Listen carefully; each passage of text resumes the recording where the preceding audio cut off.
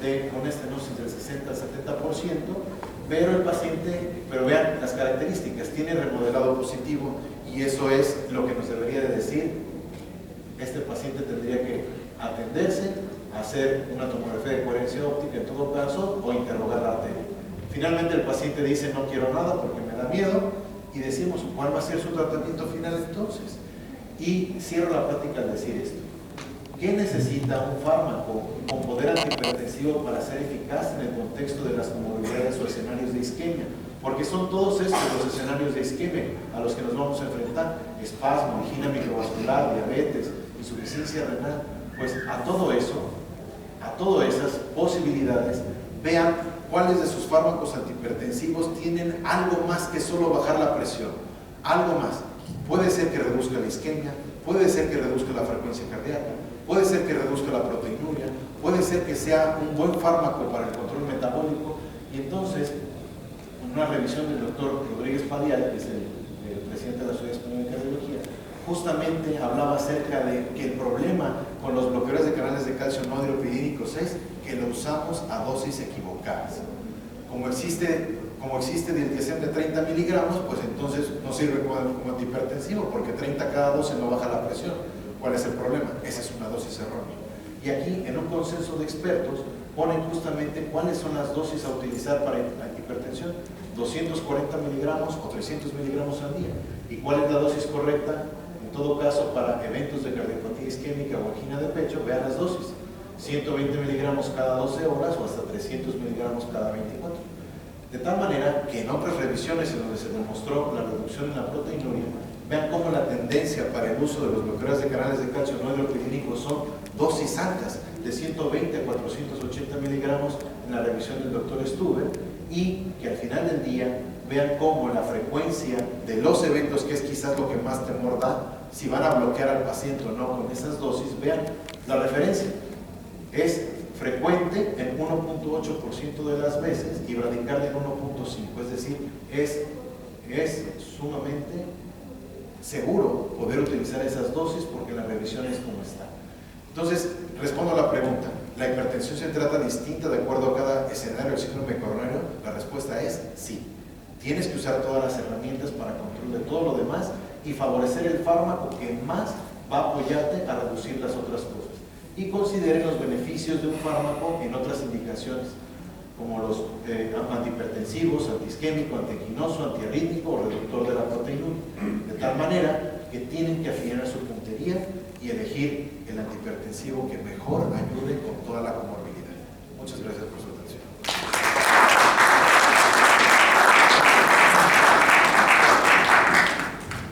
Gracias, Ernesto.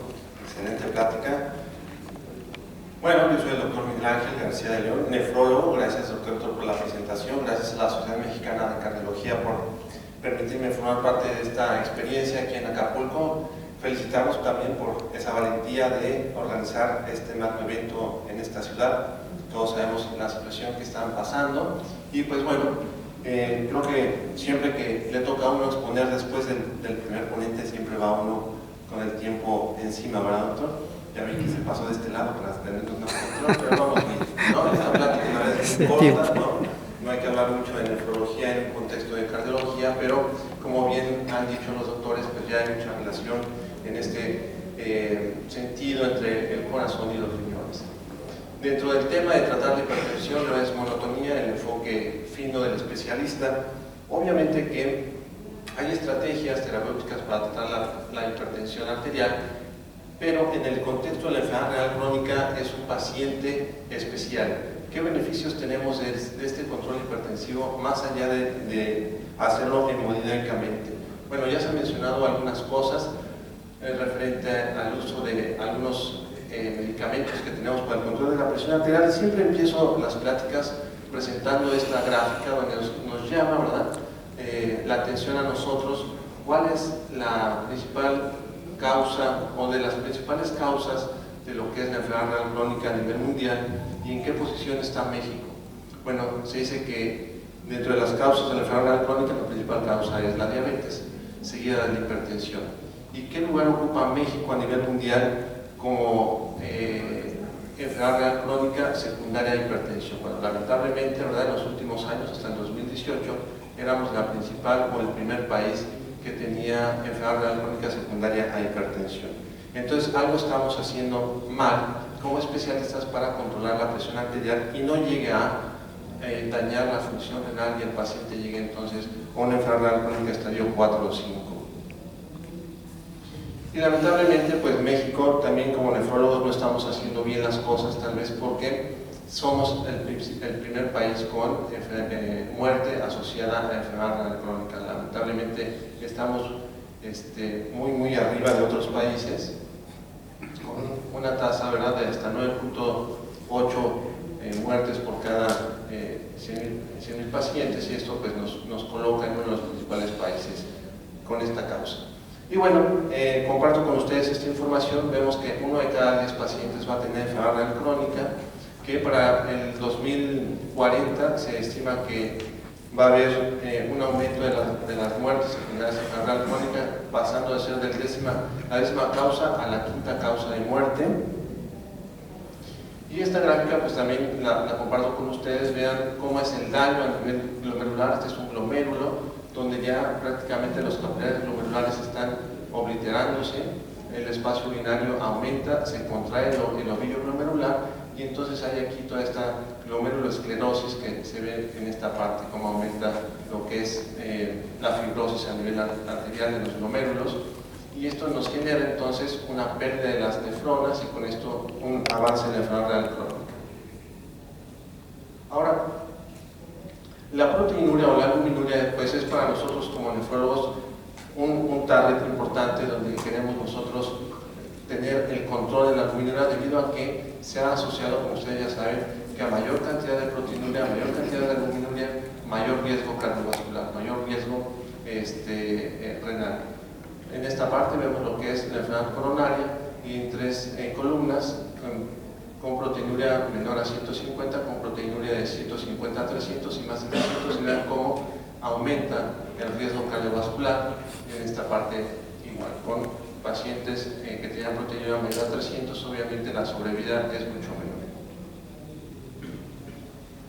Y en cuanto a la tasa de filtración glomerular, ya mencionaba el doctor Ernesto, la necesidad de hacer el ejercicio siempre de medir lo que es la relación albúmina-creatinina en orina al azar. No hay que recomendar al paciente juntar la orina de 24 horas, únicamente el hacerlo en una orina al azar ya tenemos esta relación que nos permite ver qué cantidad de proteinuria o albuminuria tiene el paciente, y de este otro lado, a través de algunas fórmulas matemáticas, también podemos calcular lo que es la tasa de filtración glomerular únicamente con la creatinina. Y entonces, estos dos parámetros nos permiten ver, así como ustedes tienen sus escalas, ¿verdad? Nosotros tenemos nuestra escala, donde tenemos la tasa de filtración glomerular de un lado y la albuminuria del otro lado. Y entonces hacemos el cruce, y a mayor albuminuria y menor tasa de filtración glomerular, mayor riesgo cardiovascular, hasta 8 veces más de muerte cardiovascular.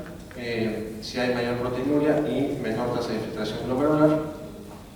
Y esa es la que ya mencionaba. Llama la atención lo que ya en esta clasificación que hace la Sociedad Europea de Control de Hipertensión, como ya toman en cuenta lo que es la enfermedad renal crónica en una etapa 2, ya sea en la enfermedad renal crónica estadio 3, y en la etapa 3 la enfermedad renal crónica estadio 4 o mayor. Entonces, vemos esta clara asociación entre la hipertensión y el daño renal, y ambos sobre la mortalidad. Como ya se mencionaba, ¿verdad?, hay varios mecanismos para tratar la hipertensión. Aquí en estas guías hacen la mención referente a la enfermedad renal crónica estadio 1 a 3 y la enfermedad renal crónica estadio 4 a 5, y vemos cómo en el primer paso siempre recomiendan un IECA ahora 2, un bloqueador de los canales de calcio y un diurético también.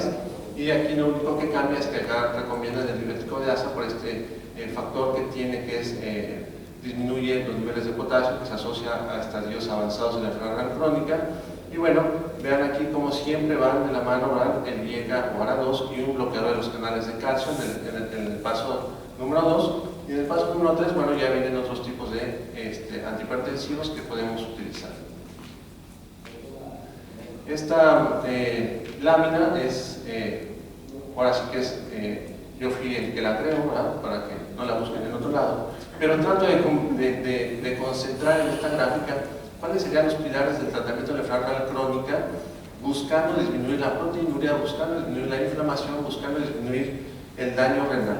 Entonces tenemos el control metabólico, el control de la dieta es muy importante, bajar proteínas en la dieta y suplementación con alfa-cetonálogos de tal manera que el paciente no se deplete a nivel nutricional.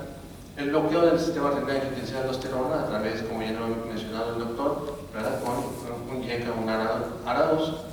Actualmente, ¿verdad?, los inhibidores de la SGLT2 ya se han mencionado en este congreso en varias pláticas. Los análogos de la GLP-1 también importante, su control metabólico. Los bloqueadores de los receptores mineralocorticoides también actualmente en contexto con esteroideos y no esteroideos.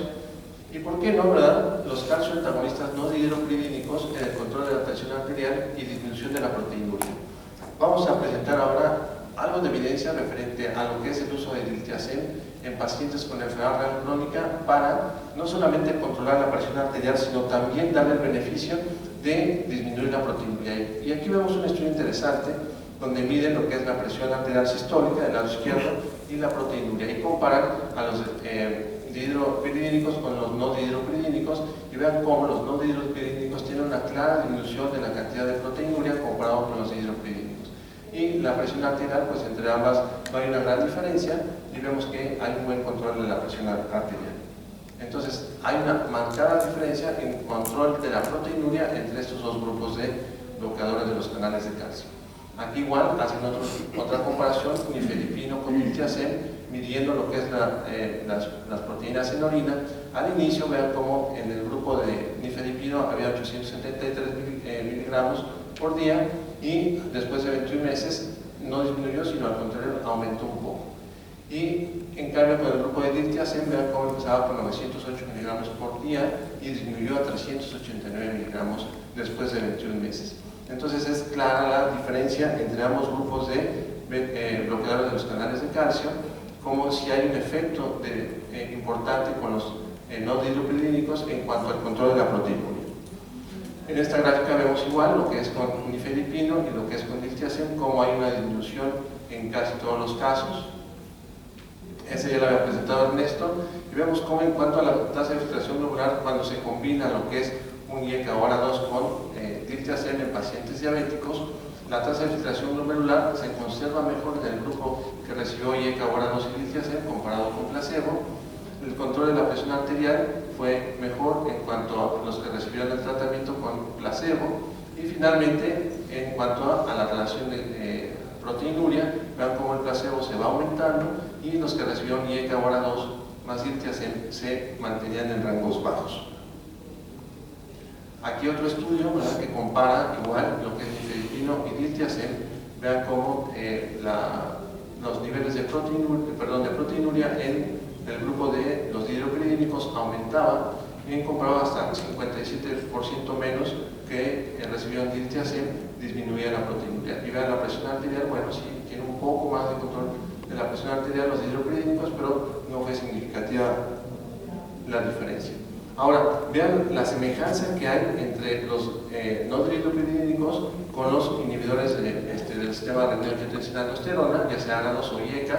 Vean cómo la presión glomerular se disminuye en estos dos casos. La matriz mesangial que veíamos al principio en esa imagen del glomérulo, cómo se expandía el mesangio y oprimía lo que son los glomérulos, las luces de los capilares glomerulares.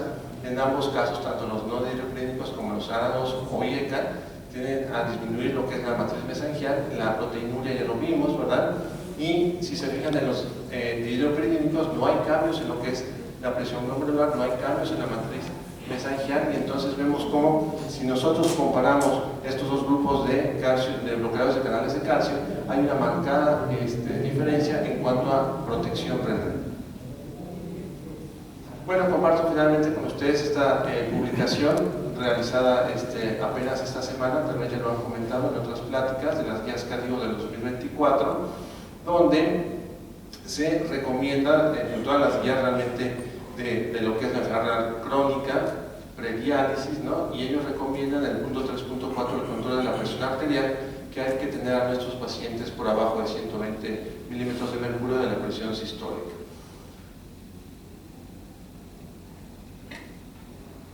Bien, comparto con ustedes esta estrategia que el diagnóstico temprano de la nefropatía hipertensiva nos va a ayudar a modificar la historia natural de la enfermedad. Entonces, ¿qué hay que hacer nosotros desde la primera consulta que tengamos en nuestro paciente que llega al consultorio para el manejo de la presión arterial? Bueno, hay que estar haciendo siempre el control que ya conocemos tanto de la presión como de la diabetes, pero siempre acostumbrarnos a pedir lo que es la relación albúmina-creatinina en orina aislada y la creatinina sérica para calcular la tasa de filtración glomerular.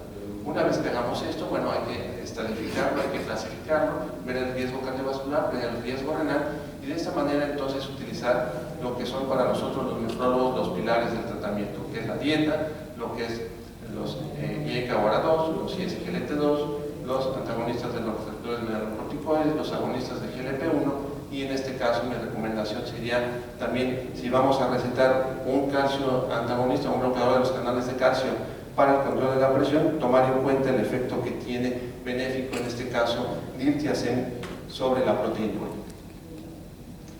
Siempre concluyo mis pláticas, ¿verdad?, haciendo esta invitación de que mientras más temprano hagamos el diagnóstico de la enfermedad crónica, hay que hacer consciente a nuestros pacientes que pues no todo es el corazón y no todos son, como dicen allá, cateterismos, ¿verdad? También, ¿verdad? Hay que empezar un poquito porque sí, ya el corazón muy bien, 3 stents, 5 angioplastías y no sé qué, pero con insuficiencia renal, ¿no? Y en diálisis, hemodiálisis, y entonces, pues ya, ¿verdad? Eso quedó muy bonito, pero lo demás no. Y ni les hablo del medio de contraste, ¿no? Que es otro tema, ¿no? No, no es cierto. Yo sé que casi no lo usan, ¿verdad? Pero bueno,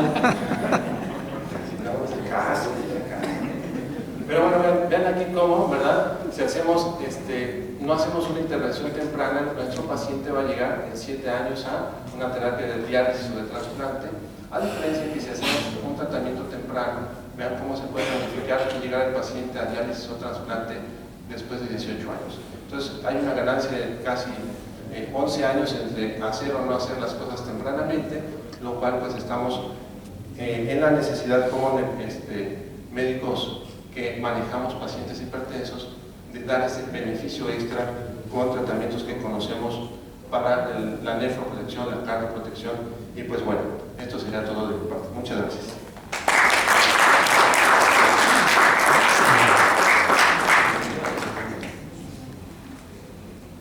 Bueno, muchas gracias, doctor.